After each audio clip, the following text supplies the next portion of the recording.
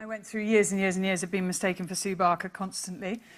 So I just swear when anybody says, you Sue Barker, I go, yes. You walk away going, that's Sue Barker, she's got a hell of a mouth on her.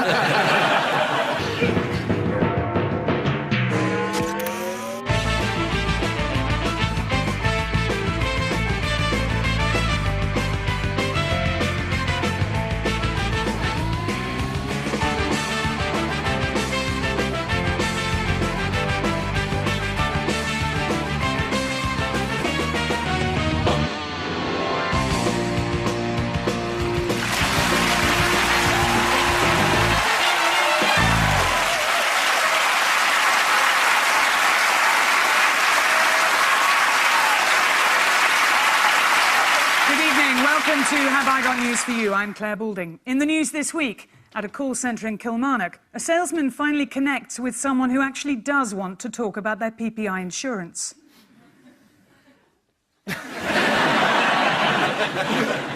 And after more flooding hits Tewkesbury, one resident realises that he may have put the sandbags on the wrong side of the door. And in an advanced training exercise at JFK Airport, one unfortunate customs officer is chosen to play the role of Julian Assange.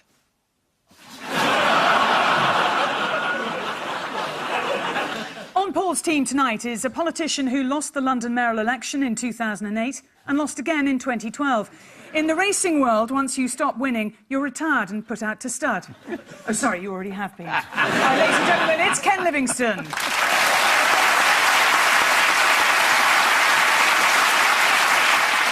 And with Ian tonight is a writer famous for penning Father Ted, of which he says, Ted is so fondly remembered, I'll probably have it on my gravestone. Let's hope that gravestone never has to be crushed and used as landfill. Please welcome Linehan.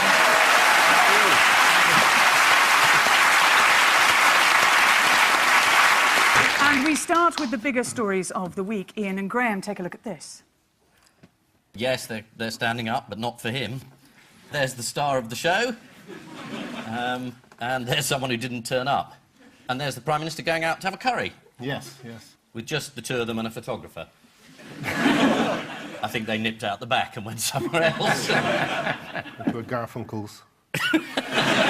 So this is the Tory conference, which was incredibly exciting, because the leader of the Conservative Party, Boris Johnson... well, if you're watching the repeat, it is. There's a fantastic moment in Boris Johnson's speech when the Prime Minister was sitting in the audience, fantastically patronising. He just said, is Dave here? Oh, Dave, you're here, yes. Yes. Who would have thought that the leader of the Conservative Party would be at the Conservative Party conference? For a politician, his jokes are really top class. Well, I mean, Cameron called him... No offence, but generally... I don't know that they are. I mean, he's in this world at the moment where, you know, the people who like Boris, you know, which there are many in the Conservative Party, they see him come on, they're very excited. They're all waiting for the first joke, and Boris says, David Cameron refers to me as a mop. Well, I think it's a broom. And everybody roars with laughter. I think it's a broom. He hasn't done the joke yet. He's just muttering away, and it's a great gift. I wish I had it, talking a load of old rubbish, and everyone thinks it's hilarious. His stock obviously was boosted by the success of the Olympics, and this is what he said about it. I think I deserve some sort of world record as the biggest harvester of undeserved credit during the Olympics. You and me both, mate. Anyway, it's an incredible set of speeches because he made the Tory conference give Ken Livingstone a round of applause. He did. I'll never recover from that. You can have a look at that moment. This is the right moment, I think, to say thank you to Tony Blair, Gordon Brown, Tessa Jowell, and yes, Ken Livingstone. Thank you. Right. I really think, Ken, there is no coming back from that one. You've just got a clap from Tory Party conference. If that hasn't finished you, nothing will. That's a joke. That's a proper joke. He had them clapping without telling them why they were clapping. So, I mean, they were completely enthralled to him at the moment. And you've got to bear in mind, it was after listening to George Osborne. Anything's going to be uplifting after that, you know. Osborne got through a whole speech without being booed. It's pretty good. There is a very simple way of finding out how popular a politician is, as we can see here from the Paralympics. The medals tonight will be presented by the Right Honourable George Osborne MP, Chancellor of the Exchequer.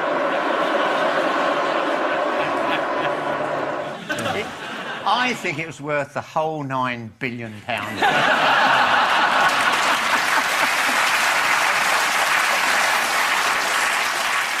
What sort of advice have you got? You know that's going to happen. Has anyone ever cheered any chance of the Exchequer, for God's sake? They're all hated. What do you do if people are just booing you? Like, you can't go, whoa, like that. It'll probably make it worse. I think you should start lashing out at people. just why? You know, there's nowhere else to go. Just slap someone. Yeah. They hate you already, so you might as well get a punch in on somebody that you've always wanted to punch. What, a gold medalist? You say it was worth 9 billion, but you didn't bid 9 billion. It was about 2 in your day, wasn't it? 4.2. 4.2. But so then it doubled, did it? It doubled. You can't bring it in under budget unless you double the budget. And Mitchell had to go home, didn't he? Mitchell wasn't allowed to go to a conference in the county for which he's an MP, isn't that right? Yeah, but can you imagine the scene at the gate? I'm David Mitchell. You say to friendly policeman, I don't think you're getting in, sir. Has he changed his name from Andrew Mitchell? Oh, right, yeah. How long has Private Eye been a paper of record? We'll have a look at how ITN covered Andrew Mitchell's rant. The Daily Telegraph has published what it claims is a transcript of the police log from last Wednesday. In it, the officer noted Mr Mitchell said, "Best you learn your swear word place. You don't run this swear word government, you're swear word plebs." I can't believe they're allowed to say swear word. What a bunch of swear word f***wits.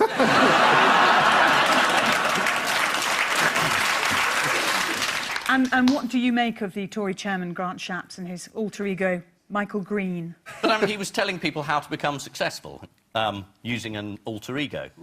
And I mean, he is quite successful. I mean, he's now running the party. Oh, right, so that's the success. That's the success. He got the job. Yeah. Well, isn't it? I mean, obviously, this will be cut out if it's libelous, but isn't that a... You wouldn't bet on it. Go for it, Graham. But what he's doing, isn't that being a con man? No, he's just using another identity. It's like going online and pretending you're a Belgian princess. Hasn't everyone done that? Just me, then. No, I mean, he's using a pseudonym. This is the new Tory chairman, Grant Shapps. He was at the conference, and the indefatigable Michael Crick spotted Shapps and followed him to try and ask him whether the testimonials on his website were from real people. This should be a new Olympic sport. The Advertising Standards Authority, the ASA, are now handling a complaint about how-to corpse testimonials. It's quite possible, of course, these people do exist, since their tributes date from years ago. But Mr Shapps didn't seem keen today to help find them. What about Corinne Stockheath of Surrey? Doesn't appear to be any Stockheath anywhere in the world. There doesn't appear to be a Stockheath anywhere in the world. Was she genuine? Is Richard Wharton of Tech Tree Option New York genuine? Is JLM Richards of the Wollaston Trust? There doesn't appear to be a Wollaston Trust. Is he, Michael? All I can tell you is everybody is genuine. I'm answering the questions for the ASA, and I think that should do the trick. There's not a guilty man, is it? You don't dart about like that if you've got something to hide. Well, he used to be Minister for Housing, so I'm very worried about his sense of rooms. Can't seem to find a toilet. Meanwhile, what did David Cameron do recently in an attempt to boost his own popularity? Cut his throat. We would have heard about that, wouldn't we? This must be Twitter. Yes, of course he joined Twitter. According to the Mail, Cameron spent the weekend being bombarded with abuse. And then he joined Twitter. Anyway, you are on Twitter, aren't you, all the time? Yes. So what did Cameron say on Twitter? What's he telling us? Oh, I don't follow him. So, on the sort of substance of the conference, what were the big policy announcements this week? We're going back to being the nasty party. Oh, you can? That's okay. We've had 7 years of hug a hoodie and, you know... Now they've dumped all that crap and it's back to, you know, beat up the poor. Yeah. Beat up who? The poor. Beat up the poor? I missed that slogan. But you can beat up burglars now as long as you're not grossly disproportionate. So you can kill them, but you can't poo on their head. And just to make sure that we were certain of what we could and couldn't do, Justice Secretary Chris Grayling told the Today programme, "I think if a burglar is out cold on the floor and you stick a knife in him, that, in my judgment, would be grossly disproportionate." Thanks, Chris. Or drag him outside and run over him with a car. Yeah. But it's good to have boundaries, I think. Or put lipstick on him and take photographs of him and then post them on Facebook. We're going to have to rewrite Goldilocks, aren't we? In she comes, whack! Dead. 3 bears jump on her head. But the point of the story was that the bears weren't there when she arrived. That's why she managed to get all the porridge. You really must do your research, Ian. This is a very well-done story. There have been many independent eyewitnesses over the years. She was upstairs because she went to sleep at the end of the story, so she was there, and the bears did go up and they did confront her. They returned so to the empty house. I did do the research. Oh, no. Not what you said. No. I didn't actually say when they actually attacked her. We are genuinely having a legal row about Goldilocks. It's very important. Very. What did George Osborne promise to clamp down on at this year's conference? Non-millionaires. Anything that's still nice. Work-shy scroungers, that was the phrase. Ken, there's been a row recently about the BBC paying people as companies rather than individuals. And I've always thought of you as a person and a very individual person, but now I find out you're a company, and respect. Well done. Congratulations. Well, if you want advice about how to run your city, that's what we provide. I'm not a city. I'm no, so you wouldn't come to me, would you? I'm a farm. I'm a field. I'd like to be an area of outstanding natural beauty. I'm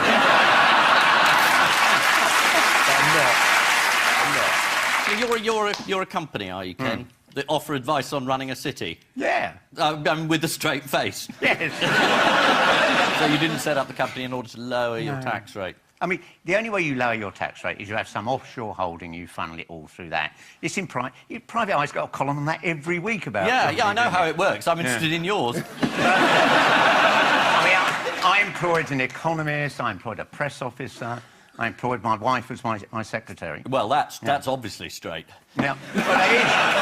I mean, do you want to spend all your time handling all my emails and letters and... No, but you could. No, I couldn't. I'm flying around the world advising people how to screw up their city. This week, Boris had to declare the gifts that he's received since becoming mayor. Did you do any good for freebies, Ken? The mayor of New York, they have these Tiffany glass apples, which are worth a bob or two, but most of it's complete junk. So you kept that one, did you? Kept that one. Well, it was really funny, though. In the handover, about a week after I'd lost and Boris took over, Don't go there if it's too painful. Bloomberg flew in, and to say congratulations and anything I can do to help, and he gave him this Tiffany crystal apple. And no one had told Boris, that this was going to happen. So he rummages around, and I'd left an old T-shirt with something like a tube map on the front and he gave him that, I went to London and all I got was this T-shirt. In the interest of balance, I do have to mention the Lib Dem conference. Done that now.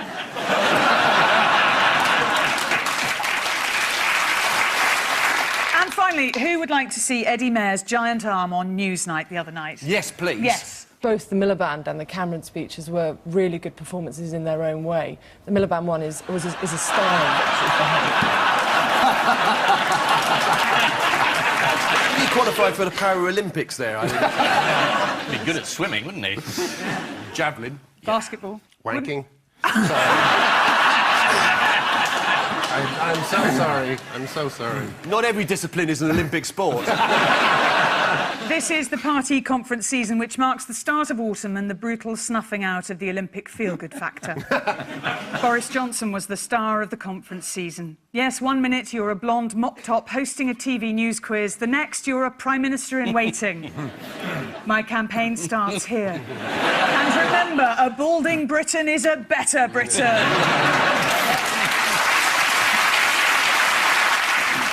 That's a slogan I like. Paul and Ken, take a look at this. Yes. Well, I was sort of... I had a look at somebody's internet machine today, because I understand there was a hoax thing that was put on there about 12 years ago now, but because these things exist forever, people have grown up and forgotten that they knew it was a hoax or whatever. I mean, he was on the show. He was on the show, yeah. So there's this transcript where apparently I tore into... I mean, none of that happened on the night. But there are now people on the internet who claim to have seen it. Yeah. Somebody says, I know, I definitely saw that. Why has Paul Merton denied it on Radio 2? I've been brainwashed. I mean, if I have, then how do I know? But no, it actually didn't happen. It was a hoax, but... Have we got any footage of that? We have some footage of Jimmy Savile. You live in a caravan for many, many years? 12 years I lived in a motor caravan, yes. What do you do in the caravan? Anybody I can lay my hands on. Unbelievable. He was very good at hiding in plain sight with that kind of comment, wasn't he? That was apparently his biography is full of basically him admitting that he did all of this. And so he created a smoke screen comprised of the truth. Yeah. You know? Well, it's a brilliant disguise. You dress up as a paedophile. I mean, I'm glad the BBC's asked this question. I mean, presumably this will be cut and shown on ITV in 3 weeks' time. But he was very... But the thing that I find annoying is the press's, you know, oh, what a shock that this revelation is. And yeah, there is a hysterical, why didn't the BBC reveal it? Well, the press didn't reveal it either. The thing is, it's what the word no means. If you say, I knew about it, you mean you'd heard the rumours. Everyone had heard the rumours. If you actually knew about it, you should have done something about it. But the only people who know about it are people to whom it's happened, and they tend to be... disadvantaged 12 and not in the mood to go through a court trial. I mean, that is why nothing came out. But it's quite disgusting as well the way the press are using it, not just as a stick to beat the BBC with, but any state institution. I saw an editorial the other day that blamed the NHS for him wandering around hospitals and state schools. You know, it's so weird. It's incredible the way they'll take a subject as serious as this and try and twist it into a political attack, you know. I never got it. People were saying he died, and there were these programmes saying he was a much-loved national treasure. Was he? Everyone loved Jimmy Savile, did they? I remember when he came on, I was thinking, ugh. I mean, I didn't shout... you know, you're a pedo, because I didn't know. You do need evidence. I mean, when that fake transcript came up, the only reason I knew about it because I was outside a cinema in Maidstone and a group of skinheads came up to me and said, well done getting the pedo. And I hadn't. I had no idea what they were talking about. And the truth is, no one actually knew. And if they did, they should be prosecuted. But what's anyway, odd about that's this? comic gold. The resources a paper like The Sun or The Mirror will put on to digging out something about someone who's famous. How could he just get away with this for 40 years? Didn't he always sort of spend a day at Chequers at Christmas time with Margaret Thatcher? Yeah. That may be the answer to your question. I'm sure the idea that you know people right at the top, I mean, it's the equivalent of Cameron knowing Murdoch. I mean, they're not equivalent, obviously. I mean... In the Daily Mail today, they tried to turn it into an argument about the Levison inquiry. And there was an editorial that ended by saying, yes, phone hacking was bad, but it was used mainly for celebrity tittle-tattle. Well, why wasn't it used for this? You know? The thing I think is a bit sad is all these people who have, at home, who have Jim will fix it badges, you know? And they've had that little memory of their childhood just completely wiped. I think we should get all those badges. We can organise this on... This is something Twitter would be good for. Get all those badges and melt them down and turn them into a giant stake and drive it through his grave. You know? The press, of course, are horrified. They've seized on the opportunity to stick the boot into the BBC. Although being journalists, they would never have been interested in rumours about major celebrities or indeed young girls in bikinis. The Daily Mail Online, the world's most popular newspaper website, recently published this picture. Is that a paparazzi snap? Do you think that's done with consent? I mean, it looks like it was taken on an iPhone. As it explains, she's 14, posing in her bathing suit. As she dangled her legs into the pool, she leaned back on her arms while displaying her equally trim figure. She's 14. That's awful. I mean, they do it all the time, Mail Online. Oh, the sidebar of shame. Yeah. There isn't a single story there on the right-hand side that isn't about a woman that isn't commenting on what she looks like. You're either too fat, too thin, too many children, not enough children. There is no, and then they say, oh, the women can't have it all. No, because you constantly bloody tell us we can't have it all. Some of us are perfectly happy and having a wonderful life, thanks. But here's another thing. Someone pointed out to me an experiment you can do with Mail Online, which is if you put in quotes the phrase "all grown up," if you put that in quotes in the search bar, then all you'll get is stories about young girls hitting their 16th birthday, accompanied usually by a photograph. It's like a dog whistle for you are now allowed to lech over this girl. The one ray of sunshine in this entire story is that no one will ever need or want to do Jimmy Savile impressions again. Which is a relief. There's still a costume you can get. Oh, really? Online. Well, Halloween's coming up. For sale. This is the much-loved, saintly philanthropist and tireless charity fundraiser. I'm so sorry, that is last year's script.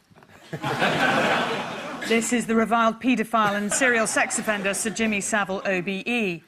According to The Sun, when Savile visited Broadmoor Hospital, he befriended Peter Sutcliffe, the Yorkshire Ripper, although Sutcliffe is now desperately trying to distance himself from those stories. And so to round 2, the picture spin quiz. Fingers on buzzers, teams.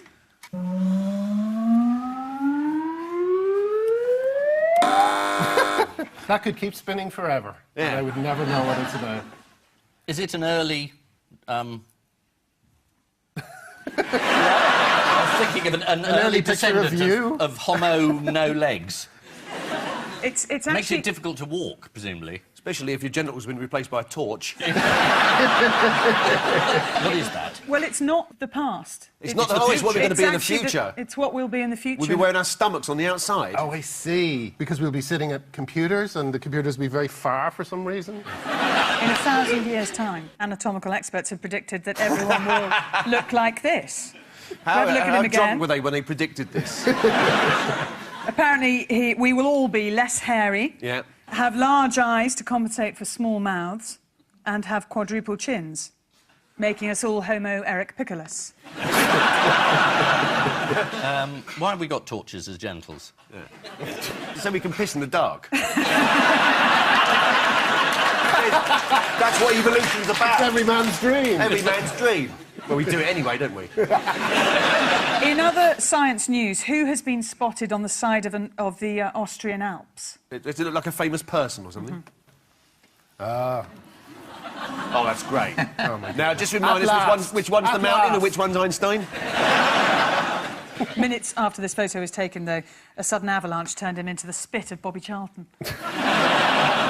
Speaking of Nobel Prize winners, who has joined the ranks this week? Oh, the British scientist. Sir John Gurdon. He was at Eton. The scientific community describe him as being the godfather of cloning and stem cell therapy after he performed an experiment resulting in the cloning of a frog whilst at Oxford in the 1960s. Wow. But that was a particular surprise to his old science teacher, Mr. Gaddam. He came bottom of the bottom form. Why were they studying bottoms? It was Eton.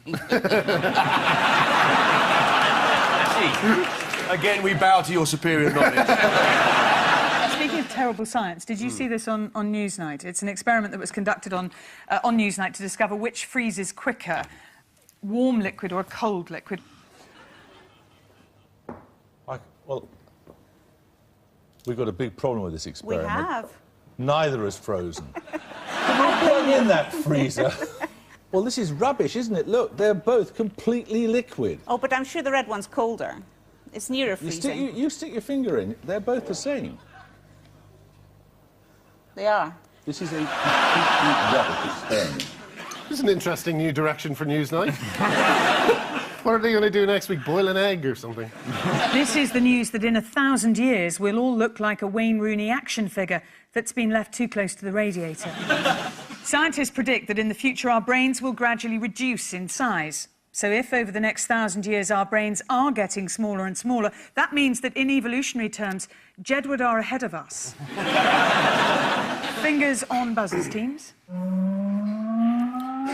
Well, Abu Hamza has finally been airlifted to America where he can, I don't know, not face trial there? No, he's on trial. They put him straight in a court, yeah. Oh, really? Took 14 years here. Took 1 morning in America. But they've taken away his hook.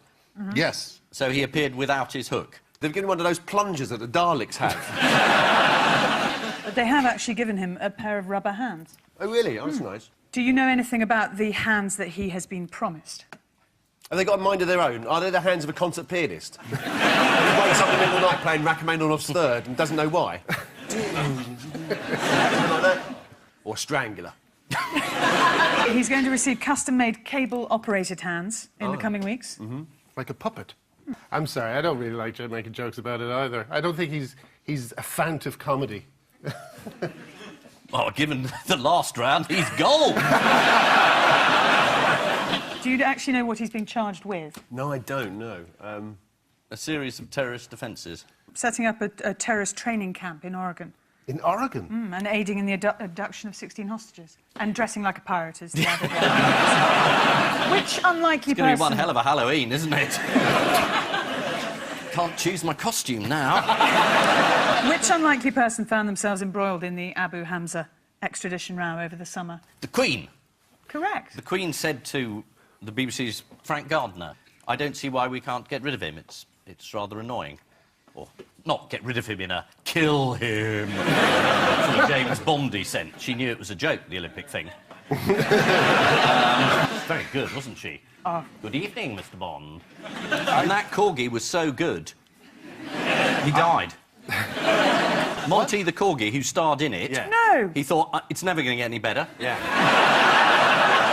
He didn't, Ian. He did. No old person's retirement acting home for him. No, he just keeled over. No. You can make jokes about Jimmy Savile and Abu Hamza, but not a corgi dying. That's not... There's actually a hoax thing on the internet when he appeared on this programme. Apparently, I'm really sorry. Speaking of ideological lunatics, Ken... No,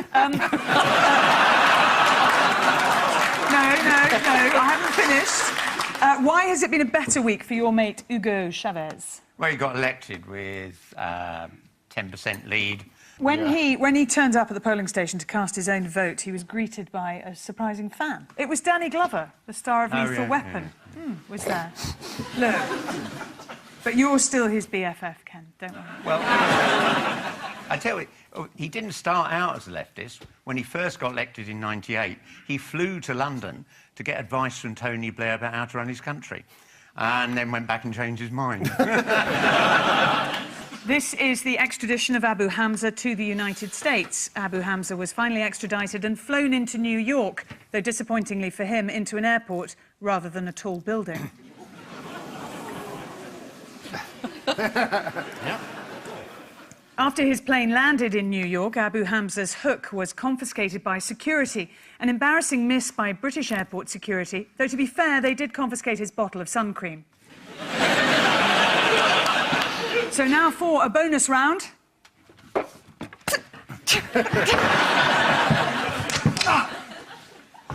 Come here, you little sod.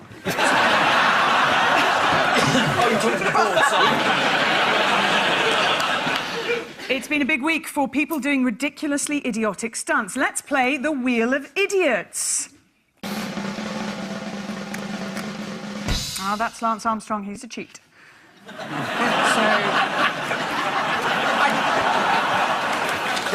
This is the guy who went up about 3 miles and then jumped out and came down again. Yeah, his balloon was twisted. He's going to do it again, though. He's going to have a go. He's 22 miles up, isn't he? It's an extraordinary thing. It's higher than any other human being has ever leapt. Going to break the sound barrier entirely on his own. And he's going to do a forward roll just as he lands, because the landing's the quite tricky bit. Felix Baumgartner is his name. He was hoping to be the first free-falling human to break the sound barrier. Yep. Would you like to see a picture of his balloon? Yes, please. There it is, stretched out like a rugby league player's testicle. Which is a very topical comment, because, Ian, I'm sure you know this, because I'm sure you watched the Super League Grand Final. Certainly do. But there's a player called Paul Wood, who's Warrington Wolves prop, and he ruptured his testicle in the first minute of the second half. He played on Oh, my God. to full time, then he went to hospital and had the testicle removed. And then the next day he tweeted, "Our coach told us to put our balls on the line." I didn't think he meant it, literally. What was special about the skydiver's spacesuit? It's pretty airtight, I assume. I don't think that's special for a spacesuit. All right. It had some sort of, I guess, the same thing on it that they put on spaceships for re-entering the atmosphere. That's right. I don't know what that's called. Shields. Yeah. No, or is that Star Trek? Shields are down. My balls are frying up. The suit has a mirror to detect parachute deployment. There's a comfort liner, in other words, a nappy, which is also handy if you can't detect parachute deployment. What are the major risks? How long have you got? Let's have a look at how it's going to unfold for our friend. Oh, my God. Ooh. That's the moment I would be thinking, this was a mistake. And that's the sound barrier. It's not a bungee jump, is it? He gets within 3 feet of the earth, then back up again. This is the 23-mile freefall planned by Austrian daredevil Felix Baumgartner. If you're watching the repeat on Dave, that's the late Felix Baumgartner. Now, the next spin.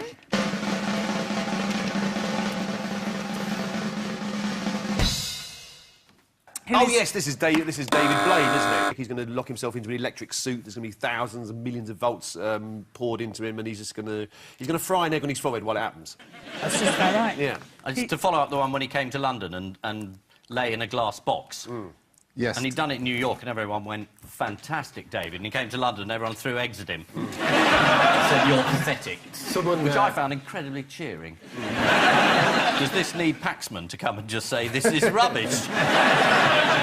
We're firing electricity at you, and you're not even dead. Blaine sold the feat as an overly ambitious idea. There are a lot of unknowns here.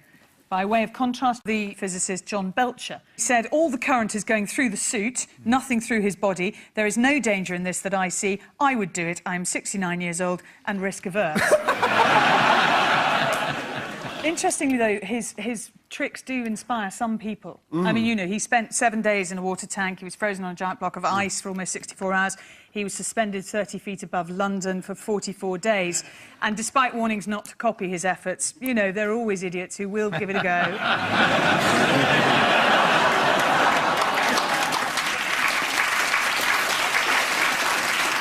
Now, if you could just run the electric current along that wire. This is another of what David Blaine calls daredevil stunts and what everyone else calls pathetic attempts to attract attention. The stunt requires David Blaine to be bombarded by 1 million volts of electricity for 72 hours. According to the Mail, Blaine arrived nearly 45 minutes late after switching his electricity supplier to one with a cheaper tariff. So here we go with the next spin. David Blaine. Is it somebody trying to cross the Atlantic or a large body of water in this sort of basic by walking inside this huge wheel? The first human hamster. What's going on with this week? Why is all this stuff happening? Because the Olympics are over and the Paralympics are over and everybody's just trying to do something they think is entertaining and sporting together and they're failing. Don't describe yourself. I'm just going to take up archery. This is Chris Todd, who has made himself this hamster wheel and tried to cross the Irish Sea. 9 hours into his journey, the wheel sank. Or as the lifeguard put it, the vessel disintegrated. So who did the charity blame for the fundraising failure? Well, he had a lifeboat sticker on it. Was he raising money for them? He was raising money for the lifeboat. Well, that's good, because it proved that you need them to come out and rescue you. This is true. Clear. It was all deliberate. But according to the charity spokesperson, it wasn't Chris that let the challenge down. It was a technical fault. A technical fault with the wheel that Chris built. I blame Chris. Speaking of things down at the bottom of the sea off the Irish coast, they think they found oil. Oil? Yeah. Off the coast of Cork. Oh, shit, that means the Americans and the British are going to liberate us.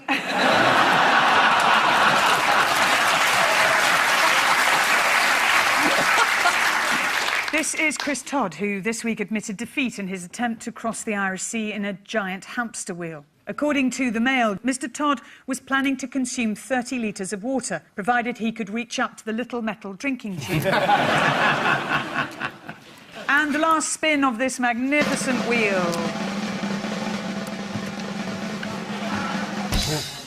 Brilliant. Oh, this is the guy. It's a cockroach eating competition. Yeah. And he won and then collapsed in agony. Who'd have thought that'd be bad for you?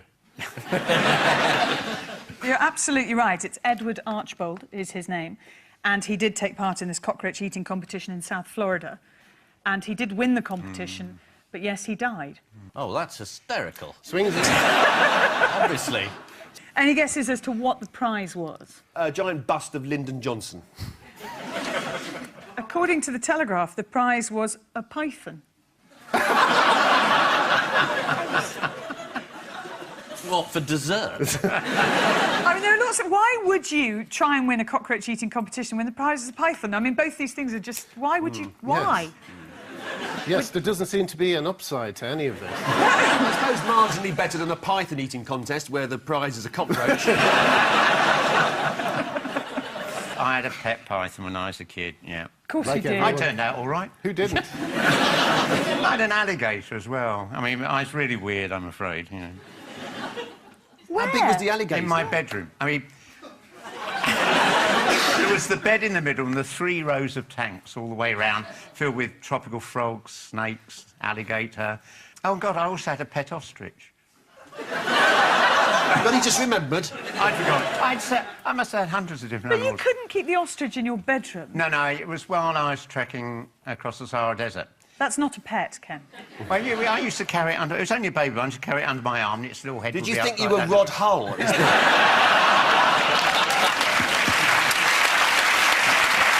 Time now for the Missing Words Round, which this week features as its guest publication Horse Brass, the journal of the National Horse Brass Society. And we start with... My first horse brass is a constant reminder of what? Is it misprint? Should it be bra? My first horse bra is a constant reminder of how much I enjoy dressing horses in lingerie. The answer is my first horse brass is a constant reminder of why I like collecting horse brasses. Next, council candidate handed out what with election leaflets? As free gift.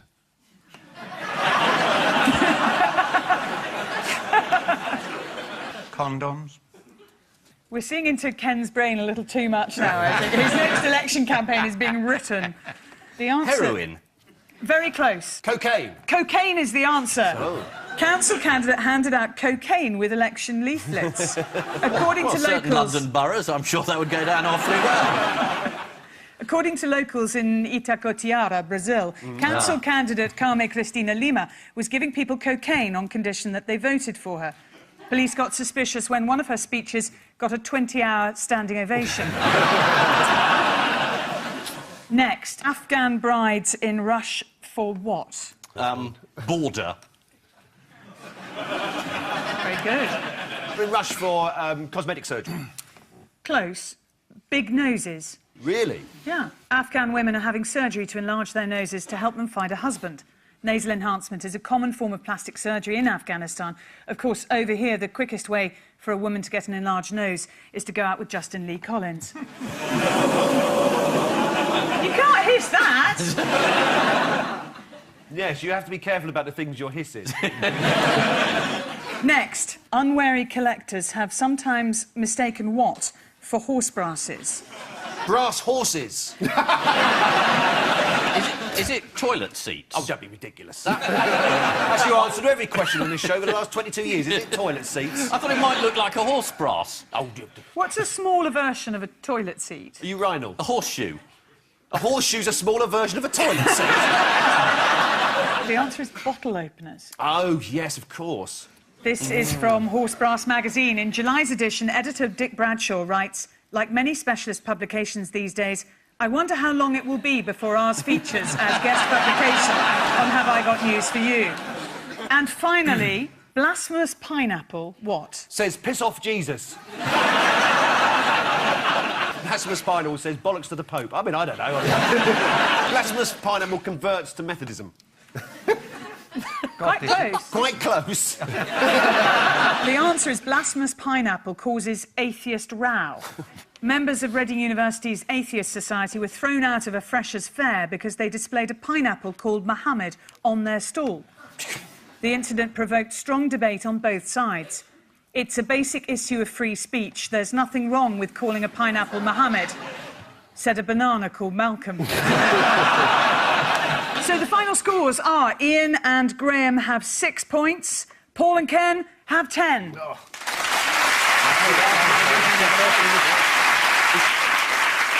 But before we go, there's just time for the caption competition.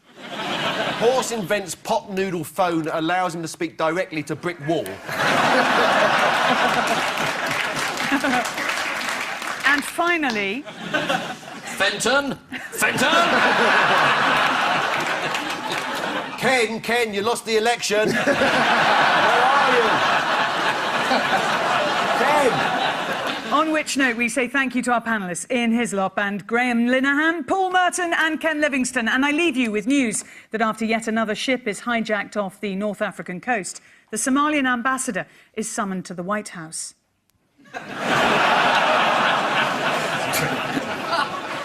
Members of China's Olympic team who only won bronze are welcomed back home. And following Ed Balls' new image change, there are fears Labour is lurching to the far right.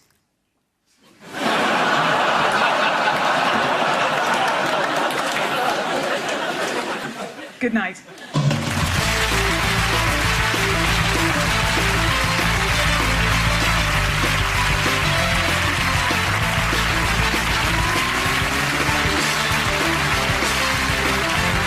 Joe Brand will be in charge of the next Have I Got News For You on Friday at 9. Next tonight on BBC One, what's it really like to fight for your country? First-hand accounts from Afghanistan in Our War.